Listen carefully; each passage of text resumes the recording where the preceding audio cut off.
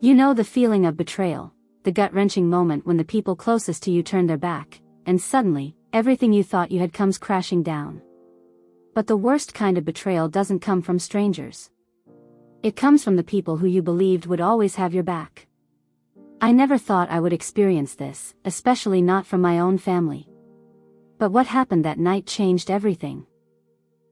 It started when my in-laws, the people who had once welcomed me with open arms, locked me out of my own home. They didn't even give me a reason, except for a cold, emotionless statement: "You're not good enough for our family." My heart sank in that moment. I stood outside the front door of the house, where I had built my life with my husband, and I couldn't believe it. It wasn't just the cold, the darkness of the night, or the rain that poured down. It was the feeling of being utterly abandoned by the people I trusted. The ones I thought would always accept me. They locked me out, but what they didn't realize was that locking me out of their house was just the start of a much bigger story. At first, everything seemed perfect. I thought I had done everything right. I cooked their favorite dishes, remembered every birthday, always tried to make a good impression.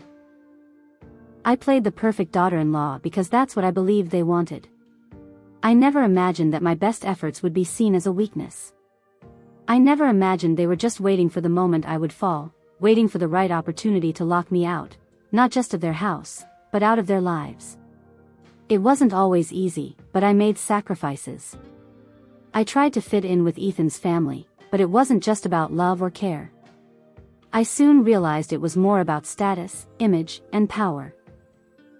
Everything about my marriage, my life, and my connection to them was about control. The moment I stopped playing their game, the moment I tried to stand on my own 2 feet, everything shifted. They saw me as a threat. And that's when the real trouble started. It all began with small signs. Little comments that seemed innocent at first. "You don't really understand our traditions, do you?" they would say. Or, "That's not how things are done in our family." I brushed them off, thinking they were just being protective, just trying to show me the ropes. But then, one evening, the straw that broke the camel's back arrived. It was a simple disagreement, nothing more than a miscommunication between me and my in-laws. But what came after that moment was a storm. I had been out running errands, and when I came home, I was met with silence. I knocked on the door, expecting Ethan to let me in, but instead, his parents greeted me with cold stares. "You're not welcome here," they said flatly. At first, I thought they were joking. But their faces were too serious, too harsh. I asked to speak to Ethan, but they told me he was too busy to talk to me. It was then that I realized that what had happened wasn't just an argument, it was an execution of a long-running plan to cut me out. And the worst part? Ethan wasn't even there to defend me. The shock didn't wear off immediately. In fact, it stayed with me for days. I felt abandoned, isolated, and unsure of where to turn. But I knew one thing for certain: I had to take control of my life again. I couldn't let them get away with this. I wouldn't be the victim in their twisted game. In the days that followed, I began piecing together the true nature of the betrayal. It wasn't just that my in-laws had locked me out. It was everything that had been happening in the background. Ethan's family didn't just criticize me. They had been planning, strategizing, and working behind the scenes to break me down, little by little. I dug deeper into their manipulation, discovering messages they had been sending Ethan, telling him I wasn't fit to be his wife. They had been planting seeds of doubt, slowly eroding his trust in me. Every time I stood my ground, they chipped away at me, making him believe I wasn't the right woman for him. It was a subtle sabotage, and I didn't realize the full extent of it until it was too late. The worst part wasn't the betrayal from them. It was the fact that Ethan had started believing them. The man I loved, the man I had once called my partner, was being swayed by their words. That hurt more than anything. I wasn't just fighting against them anymore, I was fighting against the very man I had built my life with. I knew then that I couldn't just sit back and let them win. But I wasn't going to do it in the way they expected. I wasn't going to shout or scream. I wasn't going to beg or plead. I was going to take a much quieter, more calculated approach. I was going to make them regret ever underestimating me. I took the time to rebuild myself, piece by piece. I focused on my career, reconnected with old friends, and reminded myself of the woman I was before Ethan's family made me feel small. I wasn't going to be the person they thought I was. I was going to show them that I was stronger than they ever gave me credit for. But the revenge I had in mind wasn't just about personal success. It was about showing them the true meaning of power, something they had never understood. I planned to expose the truth about their manipulation, but I wasn't going to do it until the moment was right. I needed to make sure they understood the consequences of their actions. This was going to be my ultimate payback. The opportunity came sooner than I expected. It was during one of Ethan's family's annual gatherings, a tradition they loved to flaunt. I had planned on avoiding it, but something inside me told me this was the moment I needed to take action. I had everything I needed: evidence of their manipulation, recordings of their conversations, text messages, and even proof that they had been trying to sabotage my marriage. I stood in front of the whole family, including Ethan, and I laid it all out.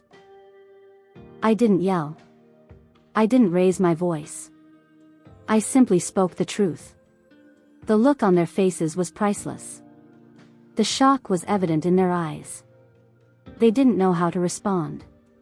Ethan, who had been so blind to their manipulation, couldn't believe what he was hearing. His face turned white as he realized the depth of their lies. For the first time, he saw them for who they really were: control freaks who couldn't stand the thought of losing power over him. And in that moment, I knew the tables had turned. The weeks that followed were filled with tension. Ethan began questioning everything. His family's hold over him started to weaken, and he began to see me for who I truly was: a woman who had been wronged but wasn't going to let it define her. He apologized for everything: for not standing by me, for allowing his family to dictate our marriage, and for the way he treated me. But despite his apology, something inside me had changed. I couldn't go back to the way things were. I had already started to rebuild my life. I had already begun to rise from the ashes of the betrayal they had thrown my way. And the best part? They never saw it coming. They thought they had won. But in the end, it was my strength, my resilience, and my refusal to stay down that made the difference. Looking back, I realize it wasn't the revenge that changed everything.